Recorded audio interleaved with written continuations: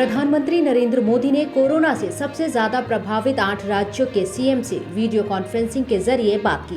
PM Modi ने राज्यों से कोरोना केस की जानकारी, बचाव के लिए अपनाए जा रहे तरीके और केंद्र के सहयोग को लेकर चर्चा की। इस दौरान पीएम ने कोरोना वायरस की वैक्सीन को लेकर बड़ा बयान दिया। पीएम ने कहा कि वैक्सीन कब आएगी इसका वक्त हम तय नहीं कर सकते हैं। पीएम ने कहा कि कुछ लोग इस मसले पर राजनीति कर रहे हैं, लेकिन किसी को राजनीति करने से रोका नहीं जा सकता।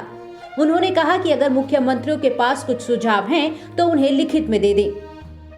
कोई किसी पे थोप नहीं सकता है। भारत सरकार निर्णय करे कि हम ये करेंगे और राज्य सरकार, ऐसा नहीं हो सकता। हम सबको मिलकर के ही इस चीज को आगे बढ़ाना पड़ेगा और इसलिए सबके विषयों का बड़ा महत्व है। आज रिकवरी रेट और फर्टिलिटी रेट दोनों ही मामलों में भारत दुनिया के अधिकतर देशों से बहुत संभली हुई स्थिति में है।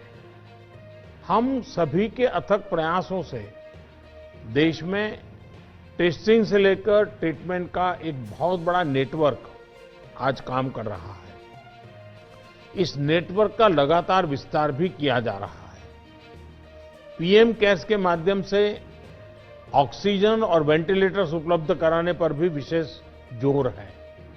कोशिश ये है कि देश के मेडिकल कॉलेज और जिला अस्पतालों को ऑक्सीजन जनरेशन के मामले में सेल्फ सफिशिएंट बनाया जाए।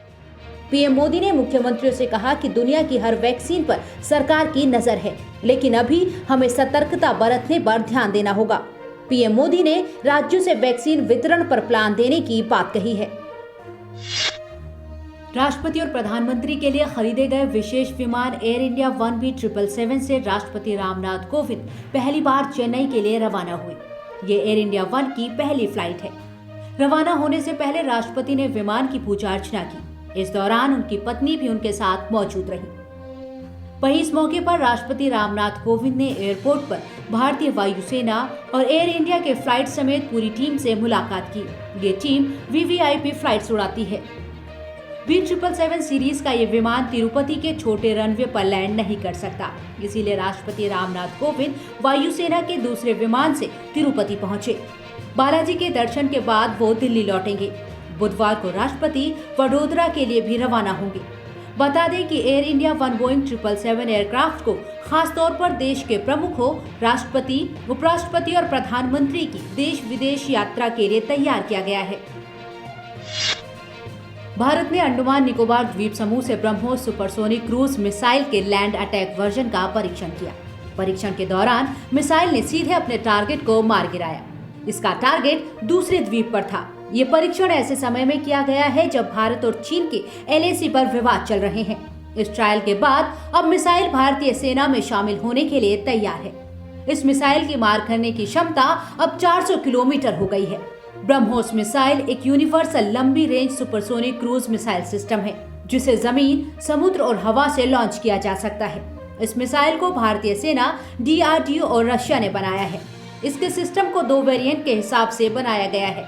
इसे एंटीशिप और लैंड अटैक रोल के हिसाब से तैयार किया गया है। ब्रह्मोस मिसाइल भारतीय सेना और जल सेना में कमीशन की गई है। BrahMos supersonic cruise missile system अपनी श्रेणी में पूरी दुनिया का सबसे तेज ऑपरेशनल सिस्टम है। बंगाल की खाड़ी से सटे तमिलनाडु और पुडुचेरी में अगले 2 दिन मुश्किल भरे हो सकते हैं। बंगाल की खाड़ी के ऊपर बना कम दबाव का इलाका चक्रवाती तूफान में तब्दील हो सकता है। बंगाल की खाड़ी से उठा चक्रवाती तूफान निवार 25 नवंबर को इन राज्यों के समुद्री तट से टकरा सकता है। इस दौरान 100 से 150 किलोमीटर प्रति घंटे की रफ्तार से तेज हवाएं चल सकती हैं। मॉनसून 2020 के बाद बंगाल की खाड़ी में बनने वाला ये पहला चक्रवाती तूफान है। तूफान को देखते हुए NDRF की 6 टीमों ने कुड्डालोर और चिदम्बरम में मोर्चा संभाल लिया है। साथ ही बंगाल की खाड़ी के दक्षिण पूर्व में तमिलनाडु और पुडुचेरी तट के करीब कोस्ट गार्ड के 8 शिप और 2 एयरक्राफ्ट तैनात किए गए हैं। NDRF के DG SN प्रधान ने बताया कि निवार तूफान के मद्देनजर तमिलनाडु, पुडुचेरी और आंध्र प्रदेश में कोस्ट गार्ड की 12 टीमें तैनात की गई हैं। इन राज्यों में 18 टीमों को स्टैंड बाय पर रखा गया है।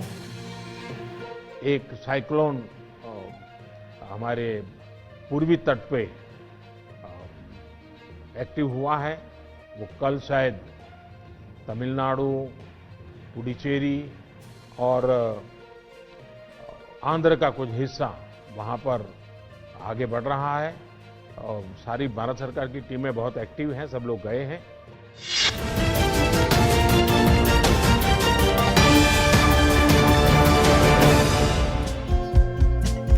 हमारे चैनल को लाइक, शेयर और सब्सक्राइब जरूर करें और नई अपडेट्स के लिए बेल आइकन दबाना ना भूलें।